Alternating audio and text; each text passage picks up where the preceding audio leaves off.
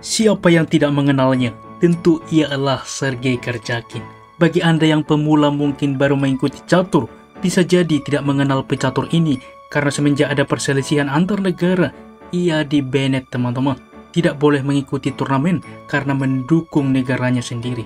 Sehingga ia pernah menjadi salah satu Grandmaster yang paling banyak dibenci dan juga paling banyak dicintai. Tentunya pro dan kontra, sangat cepat viral di tengah masyarakat. Tetapi yang perlu kita tahu bersama bahwa ia salah satu pecatur top Grandmaster yang juga hebat pada masanya teman-teman. Dan bahkan sebelum Abhimanyu Mishra, Sergei Karjakin merupakan salah satu Grandmaster termuda di dunia. Dan pada kesempatan ini kita akan menyaksikan permainan yang sangat menarik. Kita akan melihat dari perspektif permainan Sergei Karjakin pada event elit dunia FIDE World Cup teman-teman, Piala Catur Dunia yang berlangsung di Sochi, Rusia pada tahun 2021 menghadapi Grandmaster nomor 1 Prancis masa itu, Maxime Vachier-Lagrave. Dan kita langsung ke permainan. Pion ke D4 diawali oleh putih, kuda ke F6 direspon oleh Sergei Karjakin, kuda ke C3, D5, dan gajah langsung keluar ke F4 sehingga ini dinamakan dengan rapot Jobava London System. Pion ke C5 langsung juga meng-counter attack, pion ke E3 dan A6 teman-teman. Perlu diketahui, jika pada rapot Jobava System ketika kuda ditempatkan di petak C3, maka langkah ini sangat perlu. Karena seperti ini, apabila misalkan di dalam pos ini, kita langsung terburu-buru kuda ke C6, ini bisa kita mainkan ketika kuda misalkan pada London System berpindah ke D2, lalu ke depan mengaktifkan pion untuk mempersolid satu sama lain, sehingga langkah kuda ini cukup sering juga kita lihat. Tetapi ketika dimainkan tentunya kuda ke C3, ini berbeda karena ada akses kuda ke B5 dan tidak nyaman posisi dari hitam ke depan.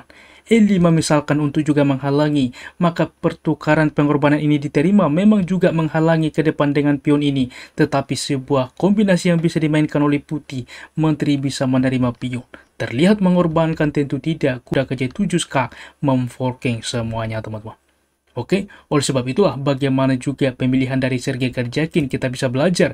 A6 adalah opsi terbaik, menjaga terlebih dahulu peta penting B5. Kuda ke F3 berlanjut, maka pertukaran pion terjadi dan gajah ke G4 di sini juga langsung mengapin kuda. Gajah ke E2 melepaskan pinan lalu mempersiapkan rokade dan kuda ke C6 berlanjut. Kuda ke E5 menempatkan juga di sentral, menawarkan kuda, menawarkan gajah. Sergei Karjakin menyepakati, ia gajah menukarkan gajah. Kuda dibuat menerima waktu yang sama, mensupport pion, dapat juga mendorong ke depan, mempersolid pion satu sama lain. Pion ke E6 dilanjutkan membuka juga diagonal gajah. Pion ke C3 fokus rencana. Gajah ke E7 mempersiapkan juga rokade. Dan inisiatif saat ini karena hitam berencana rokade H4 langsung dimainkan oleh Maxime Vachier-Lagrave. Maka pion ke H5 menghentikan, lalu kuda ke D3 berlanjut, manuver ke depan ke peta yang lebih aktif, mencoba mereposisi kuda. Kuda juga ke sentral ke E4, di mana juga mengancam diagonal ini ke depan membuka gajah. Kuda ke G3 menyepakati juga memberikan juga pion di file H. Gajah menerima pion, kuda memukul kuda, pertukaran. Kuda ke C5 tentunya mengembalikan juga pion yang hilang, mengancam semuanya teman-teman. Di sini juga mengancam apabila juga gajah berpindah. Tentunya disepakati juga untuk diberikan membuka file H. Pertarungan terjadi, gajah mundur ke E7, dimainkan Sergei Karjakin. Dengan senang hati, benteng menerima pion, mengembalikan pion yang hilang, membawa menteri ke D5 menawarkan. Dan diterima saat ini endgame. Karena apa teman-teman? Apabila dilakukan skak, tentu saja gajah menutup, ini pun cukup aman. Oke, kuda misalkan menerima pion, kuda juga bisa menerima pion sentral, intinya membuka juga bahwa menteri mengancam kuda. Tentu ini pun masih sebanding. Kita kembali teman-teman di dalam pos seperti ini, diterima juga pertukaran menteri, pion menerima, barulah saat ini kuda menerima pion, dan G5 mengancam gajah. Gajah mundur ke D6 dan benteng ke A7 opsi terbaik teman-teman.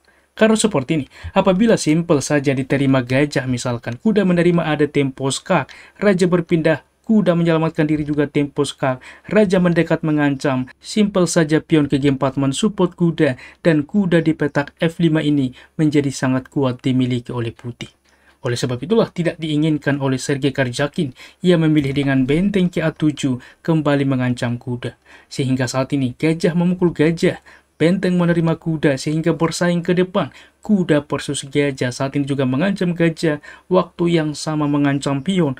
Gajah mundur ke A3 mensupport pion, dan F5 saat ini mulai juga dominasi pion saat ini melaju, lalu membuka baris ke-7 bermanuver ke file H untuk juga menguasai file H ke depan. Raja ke E2 saat ini tentunya juga membuka akses benteng, maka di sini benteng tetap ke H7, gajah ke C5, dan F4 melaju saat ini. B4 dimana juga meng-counter attack melajukan pion juga, benteng ke H2 dimainkan oleh Sergei Karjakin, simple mengancam juga pion. Dan tidak dihiraukan teman-teman, karena apabila diselamatkan saat ini, misalkan pion walaupun ini opsi terbaik, tetapi A4 fokus rencana counter attack dimiliki atau dipilih oleh Maxim Vagellagraph. Sebenarnya benteng ke G1 adalah pilihan terbaik mensupport juga pion, tetapi mungkin dari perspektif Maxim Vagellagraph kala itu bahwa bentengnya akan pasif teman-teman. Sehingga ia tidak menginginkan pasif seperti ini. Ia mengorbankan pionnya dengan ide memang diterima Sergei Karjakin. Ada raja ke F1 mengancam teman-teman. Tetapi inilah yang tidak diekspektasikan oleh Maxim Vagellagraph. F3 tetap mempertahankan benteng. Pion ke B5 meng-counter attack saat ini. Inilah teman-teman posisi kritikal kalkulasi yang luar biasa. Anda pause video ini, apa yang dimainkan oleh Sergei Karjakin di dalam posisi seperti ini.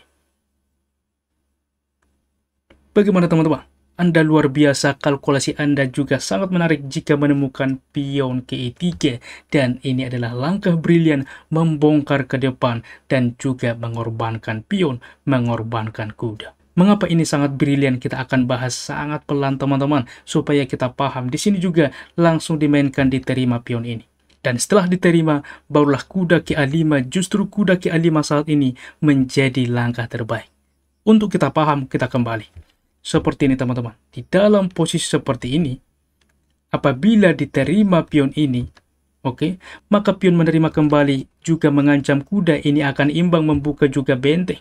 Semisal benteng ke H2 untuk melakukan skak ke depan, raja mendekat, maka dilakukan skak, ada langkah bolak-balik. Apabila ke H1, kuda harus mundur tentunya. Di sini juga benteng ke depan ke baris ke-7 melakukan skak, dan ini pun tentunya sebanding. Dan yang opsi kedua selain juga diterima, bagaimana jika dalam posisi kuda ke A5? Ini tidak bekerja teman-teman sebelum pion ini melaju. Mengapa pion ini menjadi langkah brilian sebelumnya? Ini menjadi tidak bekerja karena pion menerima pion untuk promosi ke depan, dan saat ini pion ini masih menghalangi akses benteng. Ini yang akan kita pahami ke depan. Dan ini pun menjadi komplit sebanding tentunya. Karena apa? Di sini ke depan juga kuda wajib mundur kembali untuk menghentikan juga pion, atau bahkan benteng berpindah sebelumnya yang sudah kita ulas untuk melakukan langkah repetisi. Dan kita kembali teman-teman, sehingga pion ke E3 menjadi langkah brilian, dan saat ini pion juga langsung menerima. Karena seperti ini, apabila misalkan diterima pengorbanan kuda bang, misalkan, maka E2 teman-teman melakukan skak. Raja ke E1, benteng melakukan skak. Raja berpindah, benteng memukul benteng. Apabila pion juga ingin promosi, masalahnya lebih cepat hitam, tempo skak. Raja berpindah, menteri ke E2 adalah skakmat. Sangat-sangat menarik. Oleh sebab itulah teman-teman, di sini setelah pion ke E3 diterima juga pion ini, tetapi sudah membuka baris kedua. Mengapa ini sangat penting? Membuat kuda ke A5 menjadi langkah terbaik.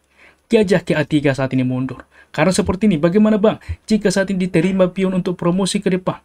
Kuda ke C4 sudah bekerja. Inilah gunanya benteng. Misalkan A7, satu petak lagi promosi. Kuda menerima pion tempo skak. Satu-satunya raja berpindah ke E1. Diakhiri dengan benteng ke E2 adalah skakmat. Luar biasa tentunya. Kita kembali sehingga di dalam posisi gajah ke A3, maka saat ini kuda ke B3 tempo mengancam benteng. Karena sedikit saja cukup berbeda teman-teman. Apabila ke C4, masalahnya tetap juga mengancam memang gajah mundur mengontrol juga atau menjaga semua diagonal ini. Tetapi ketika dipilih dengan kuda ke B3, tempo mengancam benteng sehingga benteng yang berpindah. Karena apabila saat ini gajah tetap ke C1 misalkan, kuda menerima benteng, pion menerima pion, maka tepat waktu juga dapat dihentikan oleh hitam teman-teman. Kalkulasi yang luar biasa yang dimiliki oleh Sergei Karjakin. Kita kembali di dalam pose seperti ini. Setelah kuda ke B3, benteng dimainkan ke D1 dan simpel pion menerima pion. Di sini juga Maxim Vagellagraph menyerah. Mengapa menyerah? Apabila dilanjutkan pion menerima kembali, membawa kuda ke D2 skak, dan benteng ini wajib diberikan teman-teman, jelas unggul kualitas. Apabila pion promosi ke depan juga tepat waktu dapat dihentikan oleh hitam, karena juga di dalam pos ini, ketika misalkan raja yang berpindah juga mengancam kuda, masalahnya diakhiri benteng simpel ke E2 adalah skakmat. Sangat-sangat menarik. Inilah sebuah partai yang menarik yang ditunjukkan oleh Sergei Karjakin pada event Video World Cup menghadapi Maxim Vagilagraf dengan akurasi sebagai berikut. Ulasan permain dari komputer menunjukkan Maxim Vagilagraf memiliki akurasi 85,4% dan Sergei Karjakin dengan satu langkah brilian 98,6%, hampir sempurna mendekati 100%. Dan tentu dengan kontroversial ini juga, Vladimir Putin memberikan penghargaan juga kepada sikap patriotisme, sikap bela negara yang dimiliki oleh Sergei Karjakin. Tetapi coba teman-teman diskusi di kolom komentar, bagaimana pendapat Anda tentang keputusan yang ia ambil. Bahkan ia mengorbankan karir caturnya, mungkin tidak lagi mengikuti turnamen-turnamen catur sebagai konsekuensi bahwa ia siap membela negaranya. Dan tentunya teman-teman, sebagai asah otak, ini adalah teka-teki catur yang menarik.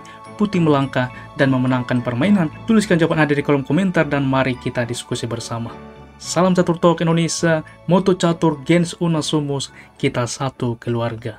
Peace.